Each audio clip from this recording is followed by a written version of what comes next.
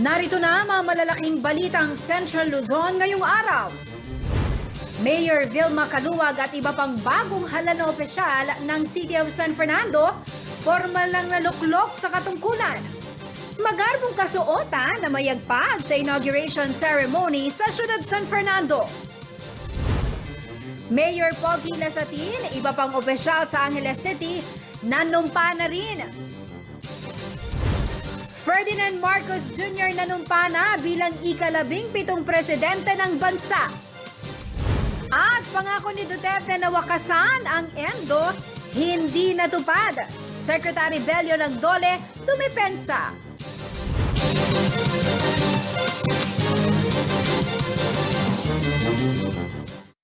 Magandang gabi karehiyon. Ako po si Jennifer Salenga. Oras na para sa mga maiinit na balitang Central Luzon. Sa institusyon na nasa paanan ng Bundok Arayat ng Pampanga State Agricultural University, pinili pong manumpa ni Magalang Mayor Malu Paras Lacson sa kanyang pagbabalik kapangyarihan. Bilang ina ng bayan, makatitiyakan niya ang mga Kapampangan na sisibol muli ang makulay na kultura ng mga Magalenyo at higit na palalakasin ang turismo. May detalye si Paulo G. Santos.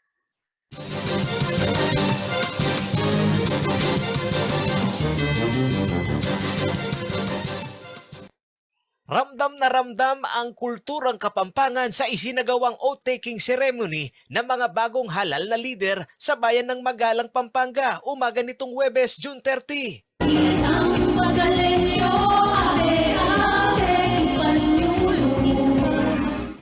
Mula sa mga awitin hanggang sa sayaw, ipinamalas ng mga kabataang Magalenyo ang kanilang talento.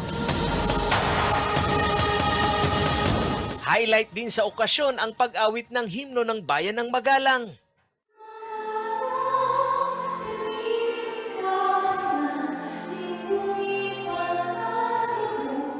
Ayon sa nagbabalik munisipyo na si Mayor Malu Paras Lacson, asahan daw ang muling pamamayagpag ng kulturang Magalenyo at Kapampangan sa ilalim ng kanyang administrasyon.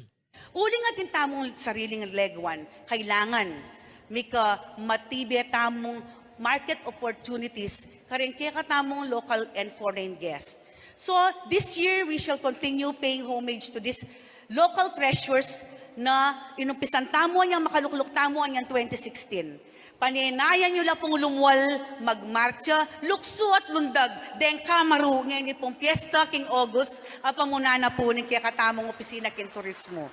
Makanyan mo naman po, paninayan tayang aslaganing balen Magalang, reng parula gagawan tamo keng December, kaya tapong lubenas ning Pasko. Nung no ka rin, kaya beda na ko na naman, bangkanita, may kilala niya na naman po, ing balen tamong Magalang, ing balen na masanting, emu keni po king Pampanga, nung po king buong Pilipinas.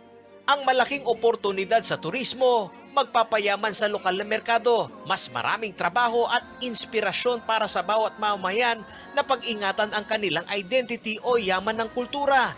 Ilan lamang umano ito sa kanyang mga naistutukan. Magalenyo, ing Magalang ating yang sariling legwan. Apin po, ing yakatamu yakabud balen, ing ating legwanan ing bundok. Ing balen tamu yakabud da balen, ing ating pong industrial area, ing balen tamu yakabud balen mo naman, ing ating pong paraking turismo at miyayaliwa pong komersyo ketiking balen Magalang. Bukod dito, binanggit din ng bagong upong alkalde ang planong rollout ng universal healthcare sa kanilang bayan na pangungunahan umano ng lokal na lider. Mula sa supply ng gamot hanggang sa mga community healthcare units gaya ng birthing stations, muli umano itong isa sa ayos ng kanyang administrasyon. Bilang health worker ng provincial government ng Pampanga, nakita umano ni Mayor Lacson ang kahalagahan ng paghahanda, lalo't nasa gitna pa rin tayo ng pandemya. I admit that economic revival is a feat. But as the cliche goes, challenges are opportunities in disguise. I will not succumb to adversities of this pandemic. Today we dream, tomorrow we do. We shall also push. Paulo G. Santos, CLTV News.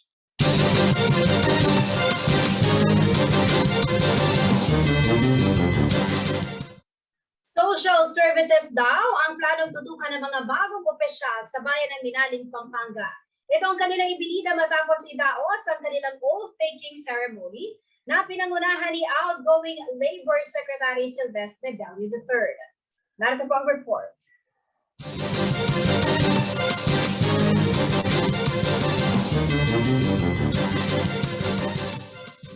Sa isang misa, sinimulan ni Minaling, Pampanga Mayor-elect Philip Nagit at ng kanyang mga kasamahang opisyal ang kanilang oath-taking ceremony sa San Nicolas Parish Church, Miyerkules nitong June 29.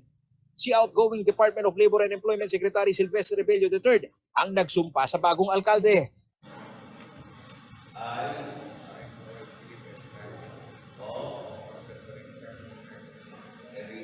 Matapos ang seremonya ay nagsagawa naman ng payout ang DOLE para sa kanilang tulong panghanap buhay sa ating disadvantaged displaced workers o TUPAD program. Ayon kay Mayor-elect Philip Nagit, simboliko ito dahil prioridad ng kanyang administrasyon na maiangat ang social service sa kanyang bayan. Magfo-focus ako, medyo in general, social services para sa tao. Magfo-focus talaga ako ngayon sa tao. Yung infrastructure, tuloy-tuloy lang yan. Yung mga naiiwang programa ng ating dating alkalde, si Mayor Edgar Flores, itutuloy po natin lahat yan. So, pero ngayon po, mas focus po ako sa mga social services sa tao. Ang tao po ang aasikasuhin natin. Hindi kinakailan ni Nagit ang init ng politika sa kanilang bayan mula kampanya hanggang araw ng halalan. Dahil dito, hindi pa umano sila naghaharap ni incumbent Minaling Mayor Edgar Flores. At kahit na department heads pa lamang ang kanilang nakaharap, tiniyak naman ni Nagit na hindi siya bagito dahil mula sa pagiging presiding officer ng kanilang bayan, intindido ito sa kasalukuyang estado ng Minalin. Actually, hindi pa po kami nagkaharap.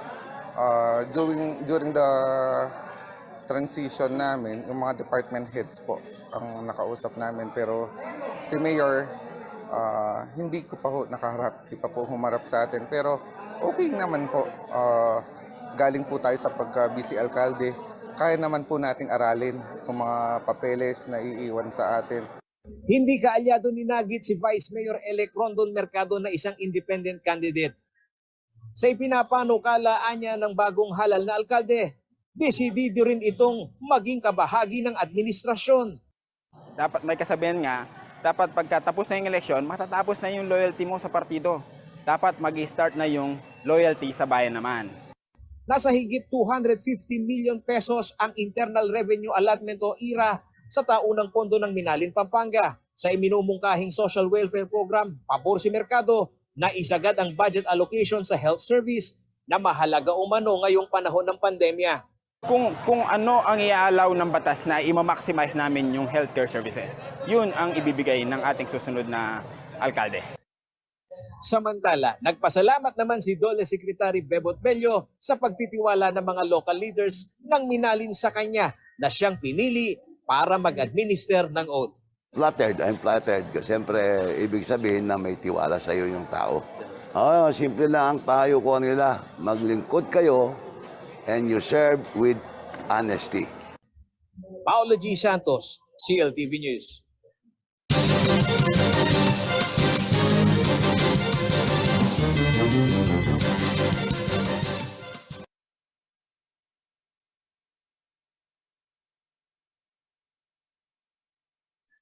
Mananatiling bayong porak ang ikakampanya ni re-elected Mayor Jing Capil sa kanyang ikalawang termino. Pero kasi ang unang pagkakataon na ang supermajority ng konseho ay nasa ilalim ng kanyang partido, kaya umaasa ito na mas mapabibilis ang pagbalangkas sa mga ordinansa.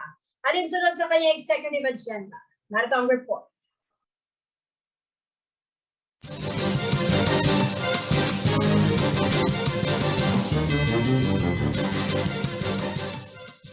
Sa mag-amang sina Senator Lito Lapid at former Pampanga Governor Mark Lapid, nanumpa para sa kanyang ikalawang termino si Porac Mayor Jaime Jing Capil. Idinaos ang oath-taking nitong Miyerkules, June 29 sa harapan ng Municipal Hall ng Bayan. Ako si Jaime V. Capil na hinalal sa katungkulan na inalal sa katungkulan bilang Punong Bayan ng Porac, Pampanga. Kasama nito ang mga bagong halal na miyembro ng Sangguniang Bayan sa pangunguna ng kanyang katandem na si Vice Mayor-elect Budoy Tamayo.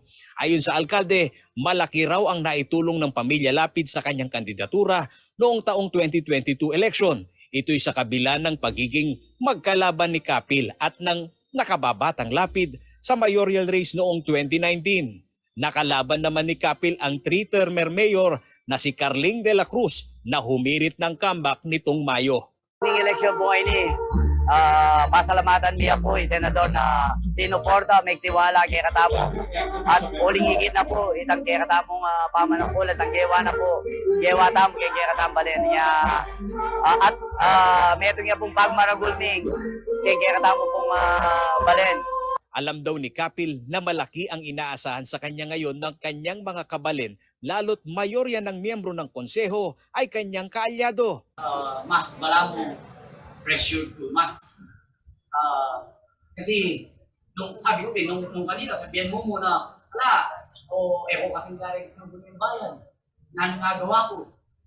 Pero ngayon ala na kang dahilan kasi gamo na rin sa Sangguniang Bayan. O sabihin mo, ala kang nagawa. Kanya kailangan, alimu ka na ako, alihan mo maging challenge ka na ako, maging challenge siya naman ka rin bawat Sangguniang Bayan. Hirit pa ng alkalde, naunawaan niya ang mandato ng konseho na check and balance sa pangungobyerno. Ngunit huwag naman anyang umabot sa nooy naging sitwasyon na may nakukompromisong proyekto at serbisyo para sa mga taga-Porac. Pero kailangan taong paborin, paligaralan siyempre. Kaya nga pag may panukala mo naman kayo. Isip kayo naman panukala yun na makasanting kaya katamong balen. Ordinansa, resolution, makasaw king progreso na ning kaya katamong balen. At siyempre, pipigilan, sisipitan, ang akakita naman na makasanting talaga na propose na ning local chief executive, ning executive department para kay katamong balen. Kuling ko sabihin kayo, misaw-saw tamo. Prioridad daw ng administrasyon ni Mayor Kapil sa kanyang ikalawang termino ang mapagbuti ang local investment zone. Dito'y layong tututukan raw ng alkalde ang pagkakaroon ng mga bagong kalsada upang mabuksan ang oportunidad sa Porac bilang isang investment hub, lalo't malapit ito sa Clark Freeport Zone. Paulo G. Santos, CLTV News.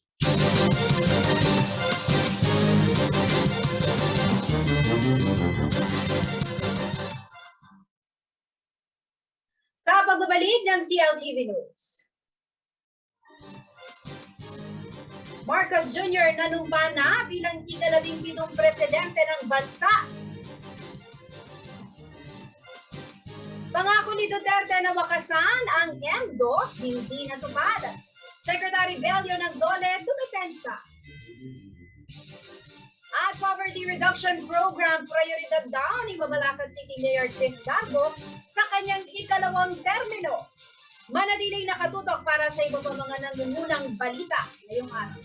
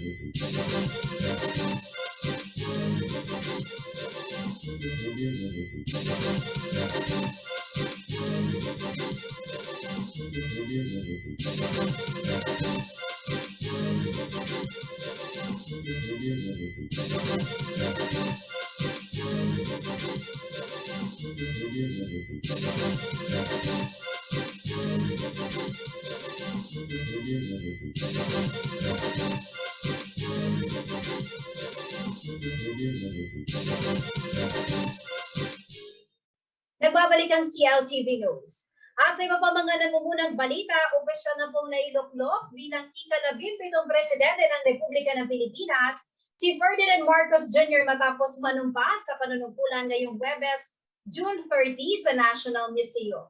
Nanumpa si Marcos Jr. kay Supreme Court Chief Justice Alexander Gesmundo sa harap ng kanyang mga taga-suportang halos nakasuot ng pulang damit. Kasama rin ang bagong Pangulo sa inaugurasyon ang kanyang asawa at mga anak, inang si Imelda Marcos at mga kapatid na sina Ivy at Irene Marcos. Dumalo rin si Vice President Sara Duterte at iba pang mga panauhing pandangala. Nauna nang nagtungo sa Malacanang Palace si Marcos Jr. upang makausap si outgoing President Rodrigo Duterte na binigyan naman ng departure honors ayon sa tradisyon. Matapos ang isang interfaith prayer at civil-military parade sa inaugurasyon, bumalik si Marcos sa Malacanang para sa kanyang arrival honors at oath-taking ng kanyang gabinete. Isang people's concert din ang dadaluhan ng bagong Pangulo sa Medjona mamayang alas 9 ng gabi.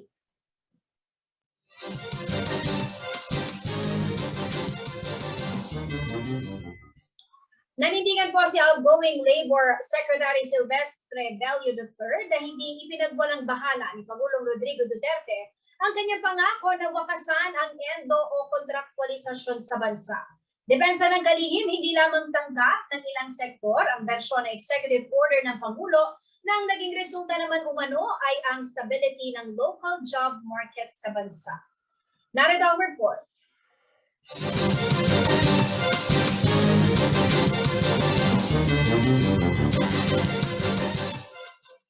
Congress needs to enact a law amending the labor code. Alam mo, dugay na it's outdated. I think Congress should come up with a new labor code to keep it attuned the realities of our time.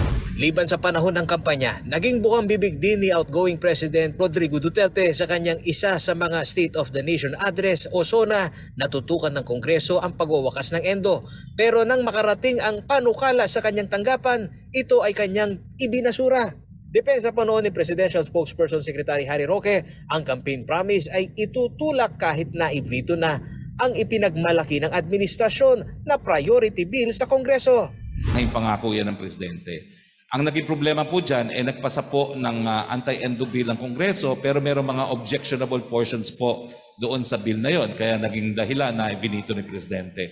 Pero hindi na po na-mention yan dahil it continues to be a promise and I think the administration will continue to work with Congress para doon sa final anti-endo bill that would be acceptable to all stakeholders.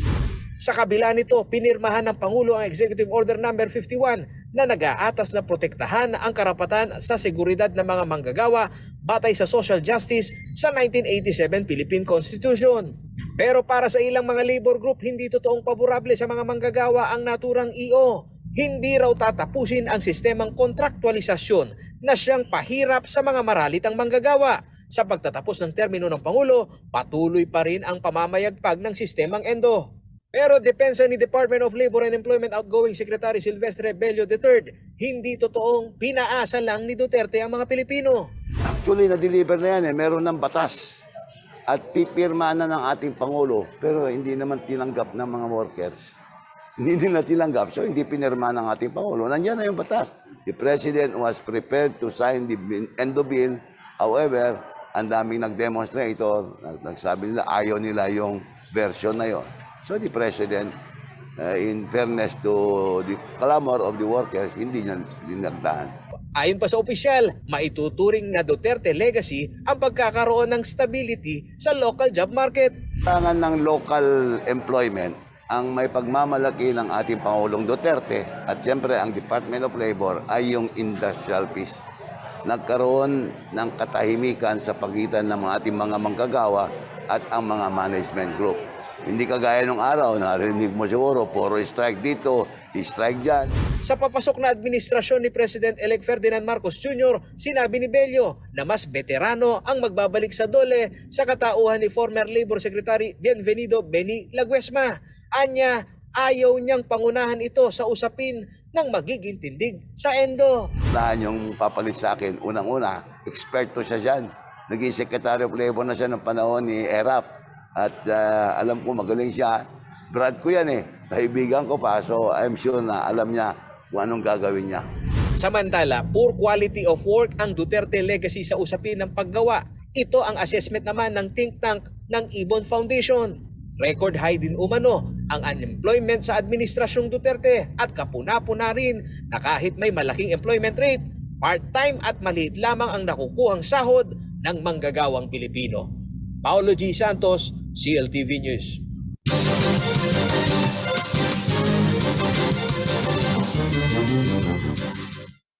Dahil 12-0 raw ang naging resulta ng halalan sa Mabalacat City, Pampanga na bumabor sa kampo ni re-elected Mayor Crisostomo Garbo, kanya umano itong tatapatan ng 12-point agenda.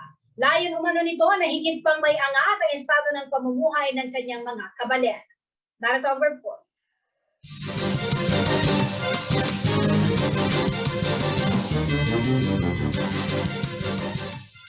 Bagamat napatapat kay dating Mayor Marino Boking Morales na naupo sa pwesto ng higit 2 dekada, 12-0 o straight ang pagkapanalo ng Timbayong Mabalacat na pinangungunahan ni re-elected Mayor Crisostomo Garbo.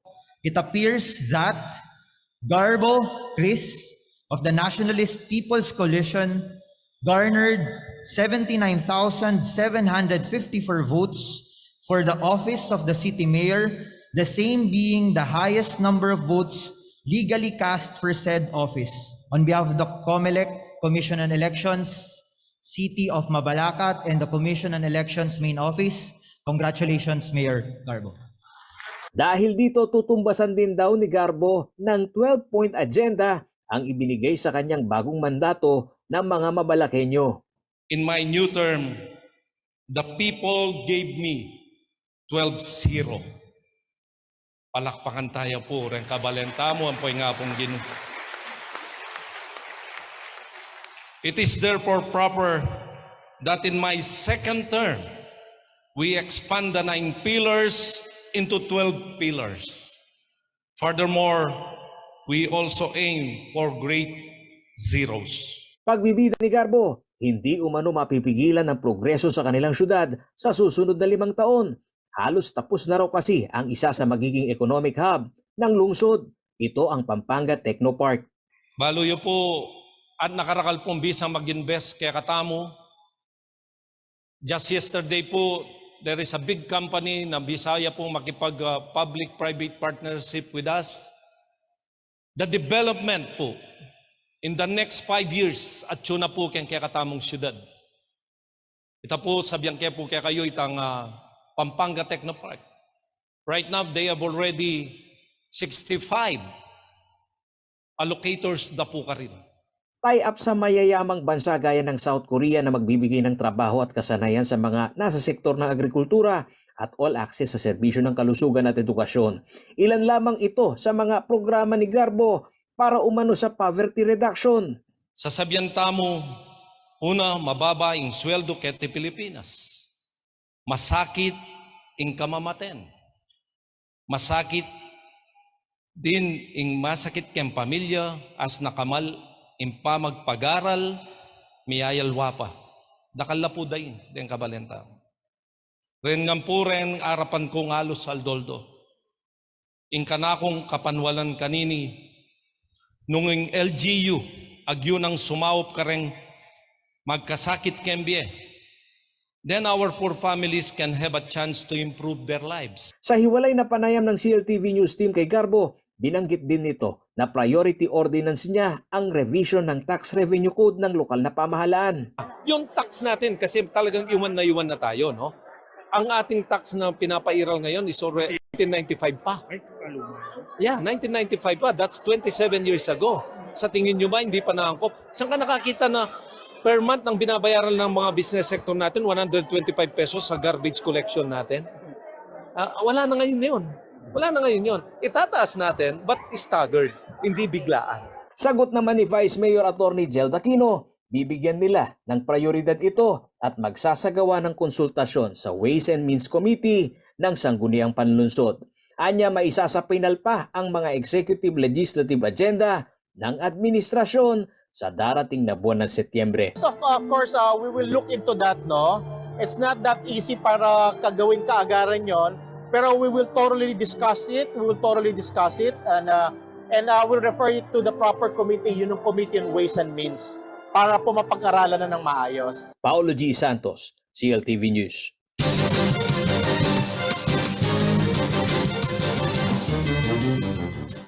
Sa pagbabalik ng CLTV News, Mayor Vilma Caluwag at iba pang bagong hala na opisyal ng City of San Fernando formal nang naluklok sa katungkulan. Magagong kasuotan na may agbag sa inauguration ceremony sa siyudad San Fernando. Dating Mayor Edwin Santiago, opisyal na nakapag-turn over kay City of San Fernando Mayor Vilma Caluwag. 21 taong gulang na alkalde na si Tonton Bustos nanumpana sa manatiling nakatutok at magbabalik. CLTV News.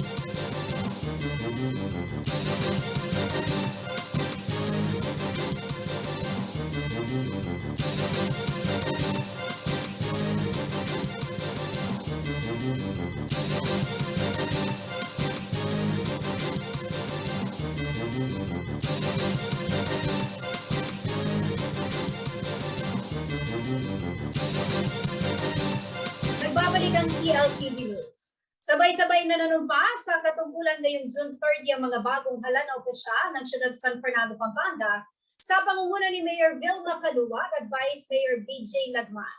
Kaugnay nito asahan naman ang mga bagong mukha sa City Hall na makakatuwang ng bagong administrasyon sa pamamahala sa lungsod. Narito ang ulat ni Jana Lomba, Karunga.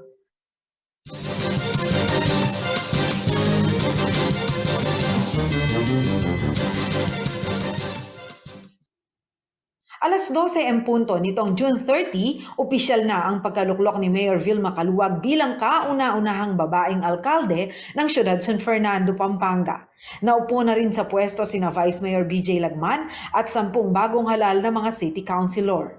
Sabay-sabay silang nanumpa sa katungkulan sa pangunguna ni Judge Mary Ann Rivera ng Regional Trial Court, City of San Fernando, Pampanga, Branch 46. I'm still overwhelmed. Pero syempre,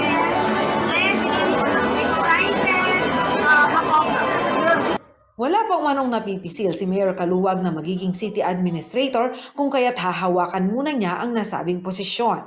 Sa kabilang banda, asahan naman umano ang mga bagong mukha sa city government, kagaya ni Attorney Elmer Chodoro na siyang posibleng tumayo bilang city legal officer. Although dati na tayong nandyan, but as a city legal officer, baka sakaling ito, bago ako, and also some of the transition team members here will also be occupying some positions. And Ayon kay Atty. Chodoro, may karapatan din si Mayor Vilma bilang appointing officer na magluklok ng kanyang mga pinagkakatiwalaan at gustong makatuwang sa serbisyo publiko. That is the discretion of the incoming administration, especially the appointing authority, to choose the people whom she would have the trust and she would have her trust and confidence. Samantala, bilang star of the ceremony, nangibabaw ang bihis at ayos ni Mayor Vilma sa kanyang red dress with matching feathers. Ayon sa Kapampangan designer na si Richie Bondok na siyang gumawa ng damit ng alkalde, nararapat lamang na bihisan ng magarbo si Mayor Vilma sa espesyal na okasyon sa kanyang buhay, lalo pa at ito ang unang babaeng alkalde ng syudad. Hindi lamang si Mayor Kaluwag ang kanyang ginawa ng damit, kundi ang buong pamilya na talaga umanong pinaghandaan ang kanilang fashion statement sa inaugurasyon ng ilaw ng kanilang tahanan. Si Mayor V, ang kulay niya, di ba, nung campaign is red and white. So sabi niya, gawa mo ako ng gown, gusto ko yung red and white. And also, idea niya rin kasi yung feathers. Gusto ko may feathers, sabi niya. Siyempre, Mayor na siya, di ba? It's a celebration. Bigyan natin siya ng magandang damit at napakaganda niyang bihisan. Maliban sa kasuotan, makikita rin sa magarbong pagkakaayos ng Heroes Hall kung paanong inorganisa at pinaghandaan ang pag-upo sa katungkulan ng mga bagong halal na opisyal ng Siyudad San Fernando. Jana Lumbang Parungaw, CLTV News.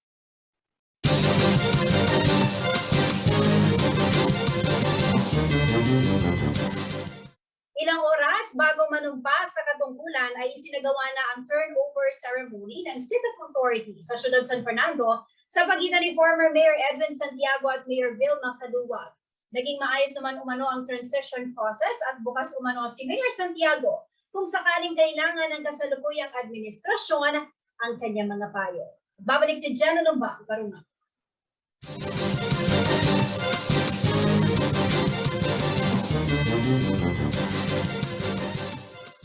Siyam na taon at 3 terminong nagserbisyo si former Mayor Edwin Santiago sa Siyudad San Fernando.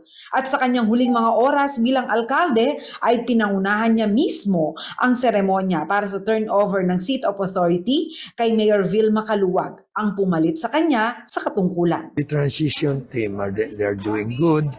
Well, kaya as kaya na hindi ILG na tikyanta mo itong dapat at by heart ang team na ng LGU is ready to support the next administration. Habang inaabot ang tanda ng kapangyarihan sa syudad, nakapaskil ang ngiti sa mga labi ng dalawang lider, isang magtatapos ng liderato at isang magsisimula ng bagong pamunuan. Ayon kay Santiago, maayos ang naging koordinasyon sa pagitan ng city government at ng transition team ni Mayor Kaluwag, kaya walang anumang naging problema. Sinabi ko, Pin, anytime na kailangan mo advice ko, kailangan mo even my support. And what's waiting, because we believe that your success is our success and you are our mayor. Walang anumang posisyon sa gobyerno na hinabol si former Mayor Santiago sa pagtatapos ng kanyang 7 na taong panunungkulan. Magsisilbing break muna raw ito sa kanya na halos buong buhay ay nasa politika, mula sa pagiging city councilor, vice mayor at mayor ng syudad. There's no such thing as retirement na pinamano kung magdatong kumo, and basta't everything I do is connected to ken service, is aligned ken service and jamena namang kamo. At least nandiyan na naman datang buri ko, balik ko as advisor, not consultancy, because this is my break mo naman. Jana Lumbang Parungaw, CLTV News.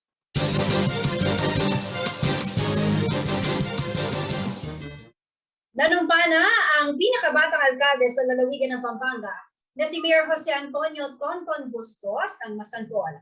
Ayon po sa 21 anyos na opisyal, kanya raw tututukan ang problema sa baha at pagbibigay programa sa katulad niyang kabataan. May ulat si JF De Jesus.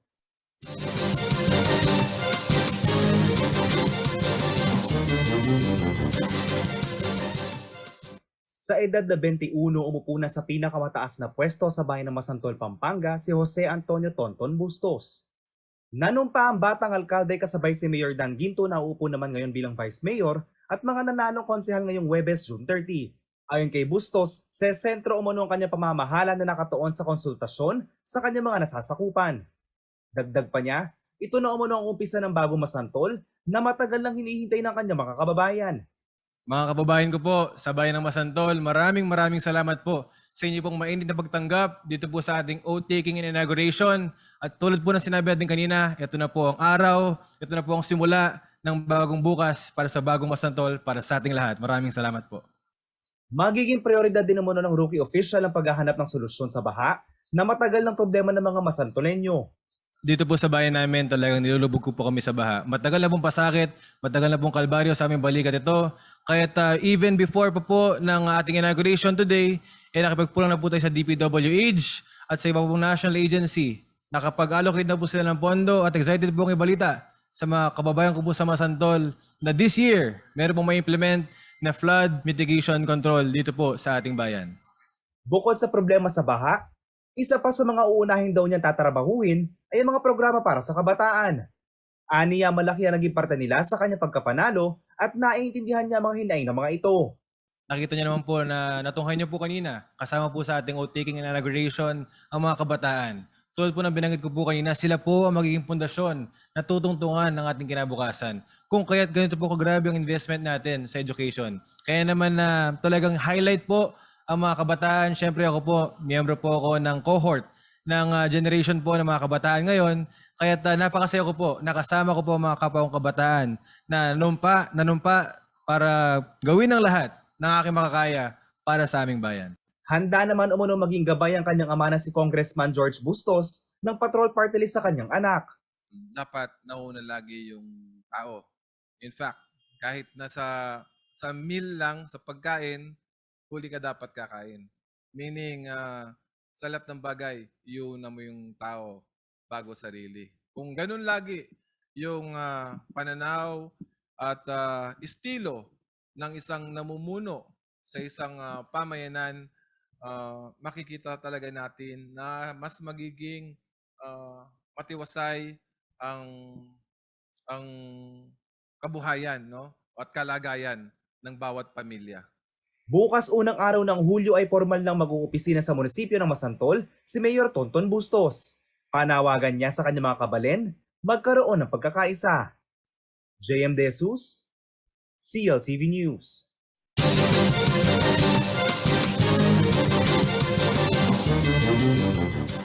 Sa pagbabalik ng CLTV News, Mayor Bogie Lasatin at iba pang opisyal sa atin na city, nanumpa na rin. Manatili nakatutok at magbabalik ng CLTV News.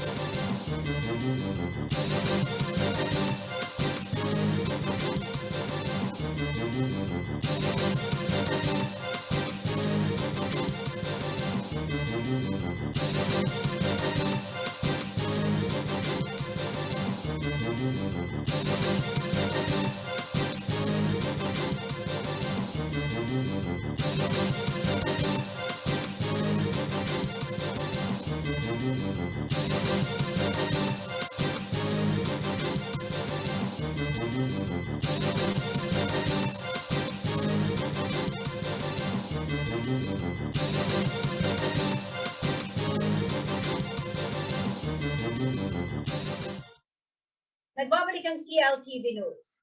Nanumpana sa panunungkulan si Angeles City Mayor Carmelo Pogi Lasatin Jr., Vice Mayor Vicky Vega Cabigting at iba pang opisyal ng Angeles City ngayong Huwebes, June 30. Matapos po isang misa, formal na binuksan ang seremonya sa pamagitan ng dasal at pagkanta ng pambansang awit ng Pilipinas. Kasama ang kanyang pamilya, nanumpa si Mayor Pogi kay Executive Judge Honorable Maria Angelica Paraskian Pao. Sunod na nanumpa si Vice Mayor Vega Cabigting sa re-elected mayor. Sabay-sabay namang nanumpa sa panunungkulan ang mga councilor ng Angeles kay Vice Mayor Vega Cabigting. Sa talumpati ni re-elected Mayor Pogi Lasatin, kanyang inilahad ang kanyang vision para sa susunod na 3 taon. Nais umano niya ng isang ligtas na syudad para sa mga kabataan at lahat ng Anghelenyo. Kanya ring pinagtuunan ng pansin ang kalusugan ng kanyang mga nasasakupan. This coming budget call, I will appropriate 100 million for the installation of additional CCTV cameras to address the blind spot throughout the city. At umasa po kayong lahat na lalo pa natin ipag-ibayuhan ang darating na 3 taon.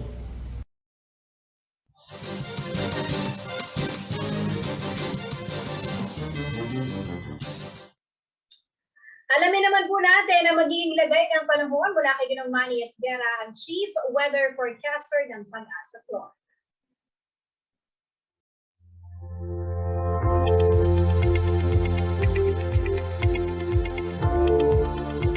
Magandang gabi po, narito po magiging taya ng panahon sa susunod na 24 oras. Isang low pressure area po na mataan uli ng Pag-asa at ito po ay tinatayang nasa layong 1,020 kilometers dyan po sa may silangan ng Northern Luzon. Samantala, southwest monsoon o hanging habagat naman po nakakapekto dito sa parte ng Southern Luzon, kasama na rin po ang Western Visayas. Ang dati pong Tropical Depression Kaloy ay lumabas na po ng PAR kagabing alas 11 ng gabi at ito po ay tinatayang nasa layong 565 kilometers dyan po sa may kanluran ng Central Luzon. Lumakas pa po ito at nagtataglian ng lakas na hangin na umaabot ng 55 kilometers per hour malapit sa gitna at may pagbugso na umaabot ng 70 kilometers per hour. Sa loob po ng 24 na oras ay posible po itong lumakas pa at maging isang ganap na tropical storm. Pero ito naman po ay nasa labas na ng PAR, subalit pinalalakas pa rin po niya o pinaiigting pa rin po niya ang hanging habagat.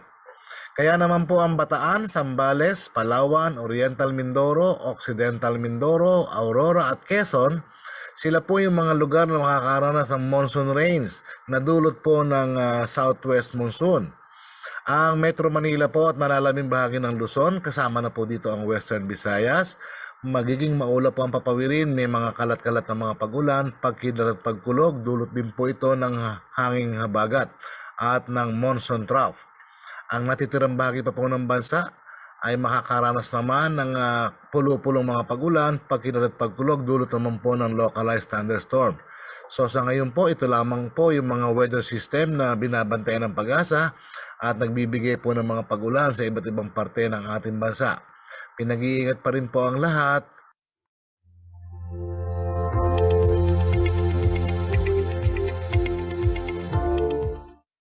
At yan ang mga balitang nakalap ng CLTV News. Para po sa karagdagan detalye, maaari niyong i-follow ang aming social media pages, Facebook at CLTV36 Official and at CLTV36 News, Twitter at CLTV36, Instagram at CLTV36 Official. Kung nais yung balikan ng mga programa ng CLTV, pwede niyong bisitahin ang aming YouTube channel at CLTV36 Official at ang aming website www.cltv36.tv. Mapapanood din po ang mga programa ng CLTV nationwide via Signal Channel 115 at sa ating 39 cable partners. Kasama po pong person ng CLTV News and Current Affairs. Ako po si Jennifer Salenga. Maraming salamat po.